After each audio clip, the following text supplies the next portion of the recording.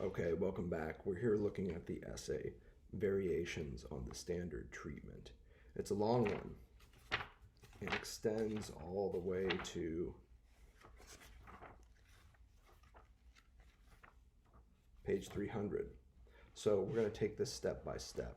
And I think if we arrive at maybe 10 moves here, 8 to 10 moves, I think we'll have the essay pretty well in hand. So this is a mid-50s project. It begins on page 267 and has kind of a long wind-up, in my opinion. And then on page 275, the rubber starts to hit the road.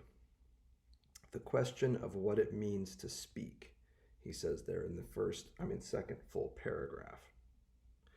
He's starting to raise the question of speech, of communication, and what that would also involve would be listening, interpreting, and how exactly we're bound up in speech, our senses of self bound up in speech, wrapped up in speech, symptomatically often. So on 275, he starts developing and unfurling a theory of speech.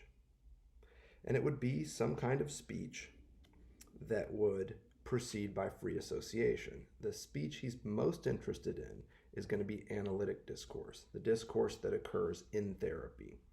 And so there towards the bottom of 275, you hear him summarizing this discourse. This discourse must be pursued first without stopping. That means just say it as much as you can, keep going, all this stuff. And second, without holding anything back. So here we have a non-stop and non-omission policy. So keep talking and don't hold anything back, and it's going to be fine. And he says this is important because holding back is something the subject might be inclined to do.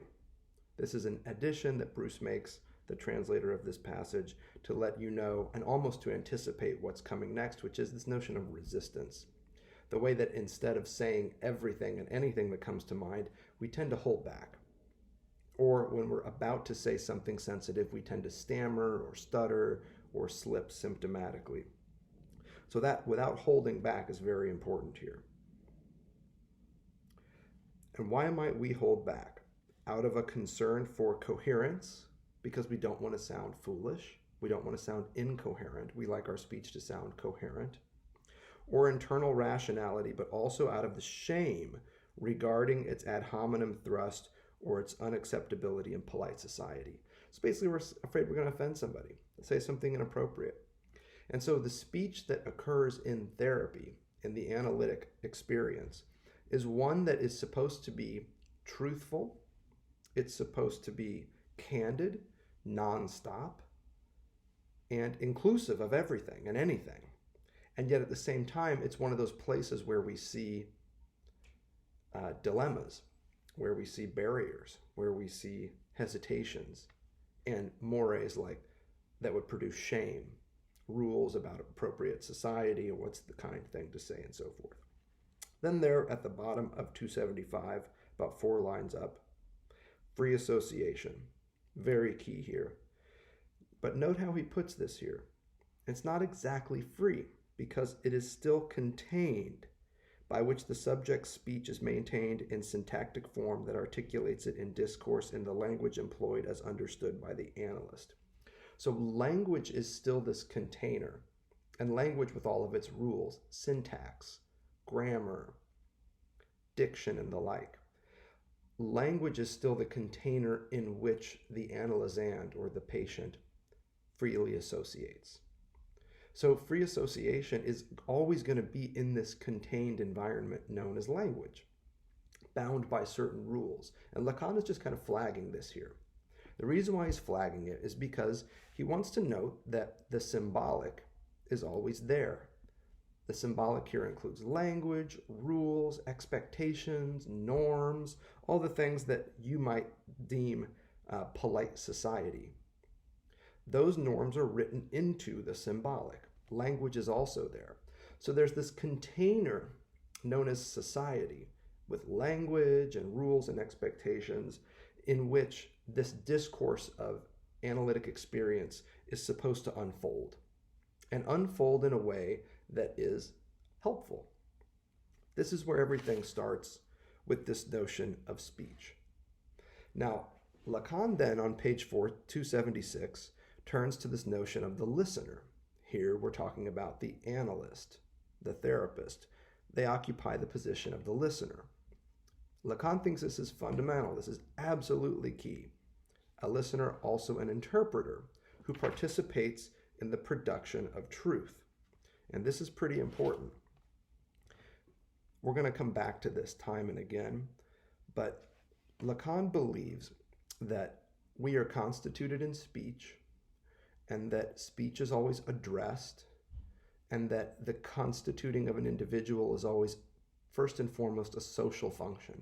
In other words, it happens in the context of others. Others come first. Others come before selves. Selves, in fact, are productions, effect structures of interactions with others. That'll be a theme in this essay and across his writing. Here we're talking about the analyst, and he believes the analyst plays an important part in the construction of the subject who's speaking and the identification of that subject, and eventually the treatment of that subject. So let's hold all of that in mind. In the middle of 276, Lacan says, now let's pause for a second and let's back up and get to this universal root of analytic experience, namely its introduction into the experience of speech. So here is the first and foremost element, speech.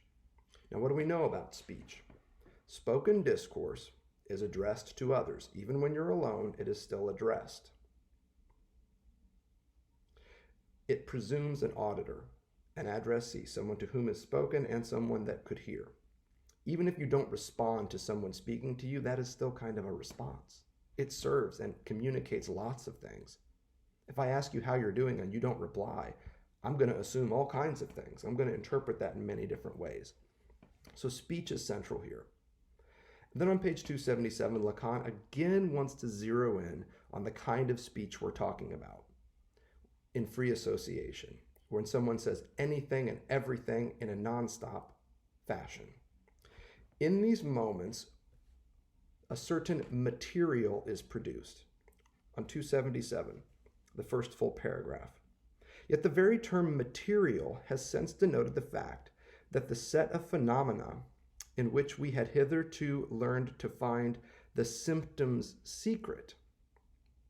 And this is what Lacan is trying to do, is to recall this original form of psychoanalysis where we looked for the symptom's secret, the symptom as a signifier of some issue. And we listened for certain types of expressions, certain ways of communicating, which Lacan here identifies as psychoanalytic semantics, an immense domain annexed by Freud's genius to man's knowledge that warrants the true title of psychoanalytic semantics. Now, what's included in this very special form of language use, of symbolic action, that psychoanalysis should be concerned with, according to Freud and carried forward here with Lacan? Dreams, bungled actions, slips of the tongue, memory disturbance, whims of thought, association, and so on.